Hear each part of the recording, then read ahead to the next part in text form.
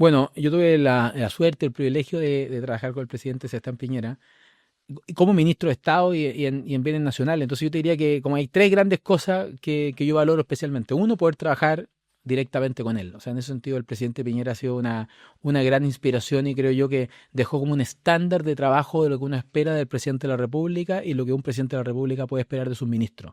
Esa exigencia, esa cultura del trabajo bien hecho, esa intensidad, yo algo que valoro mucho y echo mucho de menos. Eh, lo segundo, respecto a haber sido ministro, es haber podido colaborar con el presidente de la República en momentos particularmente difíciles. Eh, Piensa tú que a inicio del siglo XX, Chile vivió la fiebre española en el 18, vivieron la crisis económica o institucional de la crisis política del 25 y la crisis económica del 29. O sea, tú en el transcurso de 10, 12 años tuviste una crisis sanitaria, una crisis política institucional y una crisis económica. Nosotros tuvimos exactamente lo mismo en 2 años y medio. Y entre octubre de 2019 y marzo del 2022, Chile vivió la mayor crisis política e institucional del país en 40 años, vivió una crisis económica brutal que tuvo que hacer que Chile reaccionara con los IFE, con bonos, con cajas de alimentos en las calles, y por supuesto una crisis sanitaria que el mundo no había visto en mucho tiempo. Entonces, poder participar del gobierno, además siendo ministro, y colaborar con el presidente en ese momento de dificultad, para mí fue un privilegio, un honor y algo que no se va a volver a repetir. Espero, Dios quiero, porque eran cosas muy terribles. Y tercero, poder haber sido ministro de Bienes Nacionales, que es un ministerio precioso, que es el Ministerio del Territorio, poder recorrer Chile desde Arica hasta Puerto Natales y darme cuenta de las posibilidades de desarrollo de las regiones y que Chile tiene el deber de ser un gran país y no solo una gran capital, es una cosa que yo soy agradecido toda la vida. ¿Y cómo explicas la fallida compra de la Casa Allende en el gobierno de Boric? La única explicación que esto puede tener es, por un lado, la inexperiencia o el desconocimiento de la norma vigente y, por otro lado, la obsesión ideológica de querer comprar la Casa de Allende. O sea, si no, no se entiende. Porque la imposibilidad de suscribir contratos con el Estado que tienen los ministros de Estado o que tienen los senadores de la República es una norma constitucional, es una norma. La Constitución chilena no es tan larga, no es tan grande, es posible conocerla, es posible sabérsela casi de memoria. Los profesores de Derecho Constitucional en general se la saben casi de memoria. Bueno, lo que es totalmente inaudito es que el jefe jurídico del Ministerio de Bienes Nacionales y la jefa jurídica de la Secretaría General de la Presidencia, que es la que visa los decretos que firma el presidente, no lo conocieran. Peor aún es que la defensa de la jefa jurídica de la SECPRES, que es la abogada del presidente en la práctica, es que ella está simplemente haciendo un control de forma y no de fondo. No, po. Si su pega es hacer el control de fondo, porque usted es la que le lleva los documentos al presidente para ver si los firma o no. ¿O qué? ¿Usted estaba preocupada que estaba en Times New Roman número 12 y con buenos márgenes? No, usted tiene que preocuparse de lo que dice del contenido. Y por tanto yo creo que ahí hay una incompetencia marca mayor. Y por otro lado, una obsesión de querer dar un signo político. El Ministerio de Bienes Nacionales no se dedica a comprar casas. El Ministerio de Bienes Nacionales se dedica a administrar los terrenos que ya tiene y que son el desierto, que es la Patagonia. Pero en mi caso, como Bienes Nacionales, nunca me tocó, o creo que muy pocas veces, tener que comprar algo para el Estado. En general, nosotros vendíamos terrenos, concesionábamos terrenos, proyectos de energía renovable, dábamos terrenos a comisarías, pero no estábamos comprando casas. Pues el presidente Boric quería tener un museo en la Casa de Allende, lo que tendría que haber hecho es que la familia Allende impulsara una fundación, como era la casa del presidente Elwin. La casa del presidente Elwin era una casa museo con una fundación privada. No, ellos lo que querían era tener recursos del Estado destinados a mantener la Casa Allende. Y para que no se viera feo, iban a comprar la casa de Elwin. Esto es tan así que incluso ahora echaron atrás la compra de la casa del presidente Elwin, porque en verdad nunca le importó comprarse la casa de Elwin, querían comprarse la casa de Allende. La casa de Elwin fue la manera que tenían de confundir a los que podrían haberle molestado esto. Entonces aquí hubo una incompetencia y una obsesión ideológica con la compra de la casa del presidente Allende, con consecuencias terribles. Cayó una ministra de Estado y una senadora de la República. Lo que pasa es que esto ya es noticia antigua, pero la hija de Salvador Allende y la nieta de Salvador Allende terminaron destituidas o renunciando a sus cargos por culpa de la incompetencia de dos jefes jurídicos que tendrían que haber revisado lo que firmaron.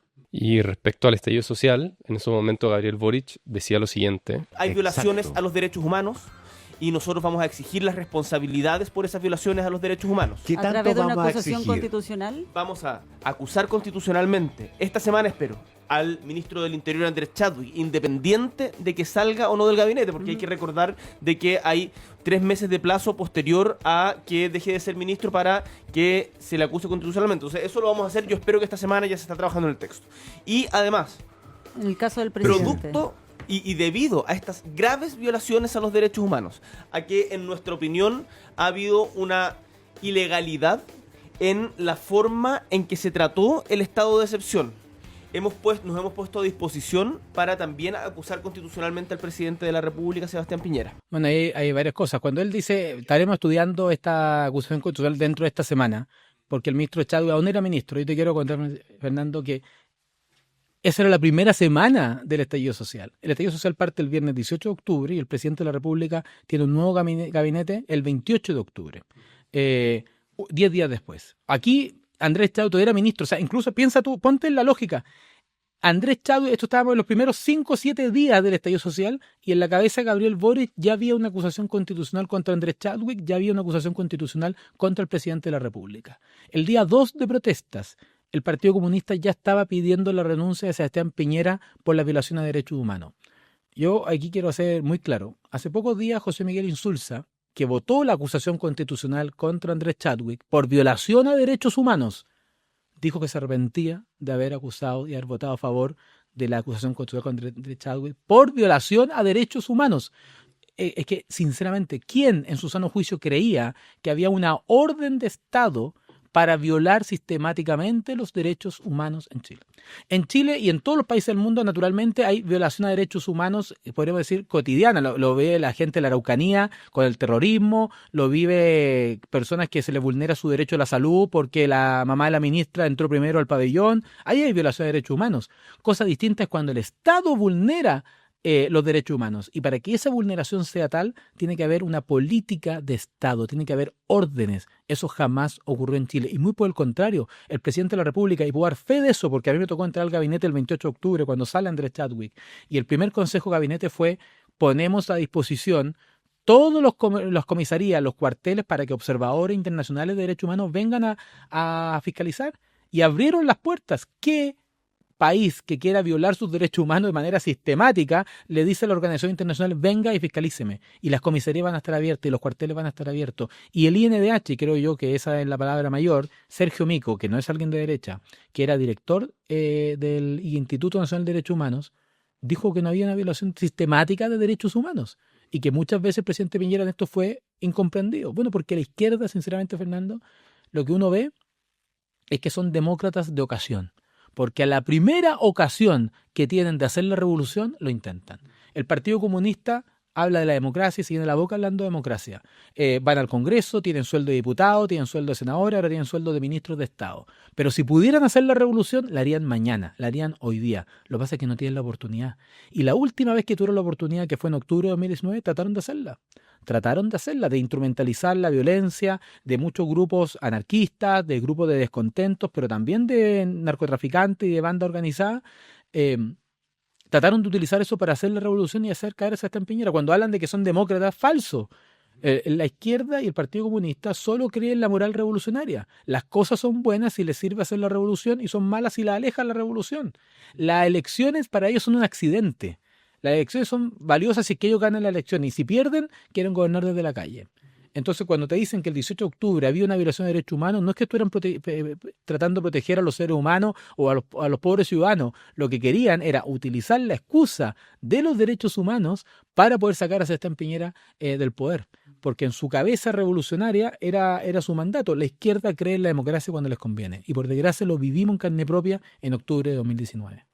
Y después Sebastián Piñera dijo... Fue un golpe de Estado no tradicional. ¿Tú estás de acuerdo con eso? Yo estoy de acuerdo con lo que planteó el presidente de la República, porque tú puedes tener manifestaciones ciudadanas y bienvenidas sean las manifestaciones ciudadanas. Es más, los chilenos podemos salir a protestar a las calles no porque había una primera línea defendiendo nuestra posibilidad de manifestar en las calles, es porque la Constitución Política de la República protege mi derecho a salir a manifestarme. Y por eso es tan ridículo lo que nos tocó vivir. No sé si tú te acuerdas cuando Stefan Kramer en el Festival de Viña dijo que la primera línea existía para que nosotros pudiéramos salir a manifestarnos. Ahí estaba primera línea ahí. Se tiraban las piedras. Te prometo que en ese momento igual sentí miedo, pero una persona al lado me dijo, no sintáis miedo, si gracias a la primera línea nosotros podemos marchar. Si no fuese por ello, no existiría la marcha.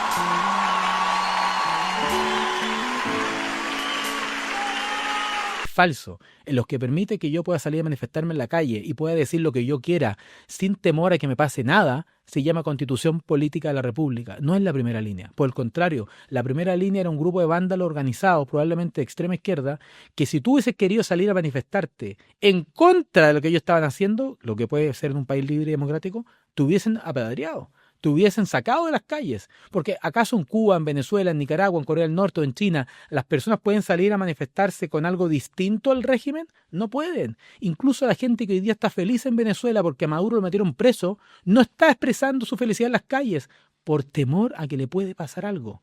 Bueno, ¿eso es un país libre y democrático? Naturalmente que no.